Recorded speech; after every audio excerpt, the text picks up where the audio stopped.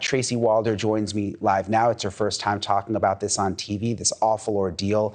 It's really brave of you to come on and talk about this, Tracy. I know this isn't necessarily your comfort zone. Normally, we're talking to you about national security issues, but I couldn't believe when you told me the story about what happened to your daughter. I think most people think of you as former FBI agent, former CIA agent. They would think, gosh, nothing like this would ever happen to Tracy. But I think this just shows that it can really happen to anyone.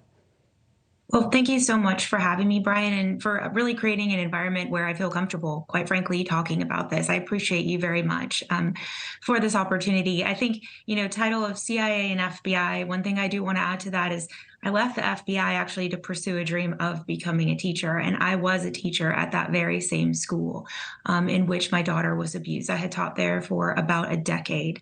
And so that really complicated all of this a lot further. That was something I don't think I ever thought would happen really in my wildest dreams. But after it happened, I started really researching because I'm not here to diminish the job that teachers are doing. I am one of them. But this is a serious issue that we need to take seriously. And since 2010, really the number of complaints about sexual violence in K through 12 schools has tripled.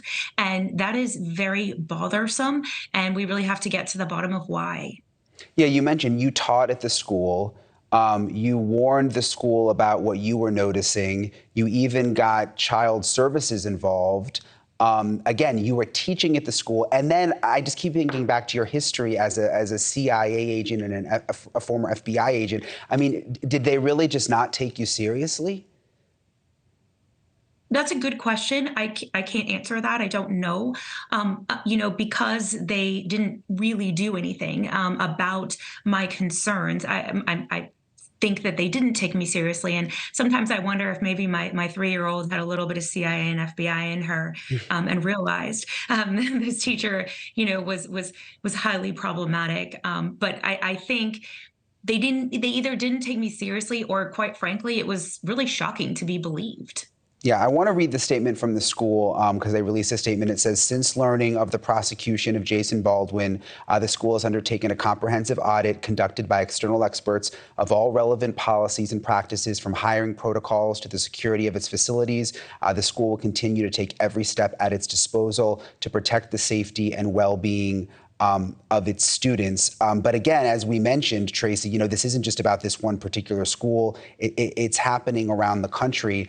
How do we fix this? I mean, how is it possible that these teachers can have these serious disciplinary records and just move to another district or move to another state and they don't even know? So that's a great question. Really, this came out of something called the Every Student Succeeds Act, which was passed under the Obama administration in 2015. And there was a little section on it, section 8546. And really what that does is a provision prohibiting schools from aiding and abetting sexual abuse. So it's saying to schools, hey, if you are allowing a teacher to resign because of these accusations, that will be against the law. But the problem is only 4 states have really enacted laws prohibiting schools from doing this. And I'm not sure if it's because they don't want to or because this is such an obscure provision. But bringing attention to it, like you're doing right now, is actually really, really helpful. Yeah, I'm just sitting here thinking it almost sounds like what went on with the Catholic Church and the sex scandal, like the way they would just move people around to different places and no one really knew in the new place, what had happened with the priest in the previous church, kind of like the teachers in this situation. Tracy, when you found out that this teacher had been arrested for child porn and you already knew what your daughter had gone through and the warnings that you were trying to give the school, I mean, I can't even imagine, what was that moment like?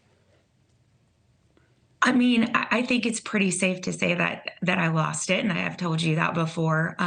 Look, I've served in war zones, I've interrogated terrorists, but you do feel a sense of that you've failed your child. And for me, it was twofold because I had this happening to my own child, but this was also a school that I taught at and I loved, and I had a really great track record at. So it was this kind of double-edged issue that I was dealing with, but it's really built a level of distrust, quite frankly, between me and really a lot of people in my daughter's life. And that's something that I'm not sure will ever go away anytime soon.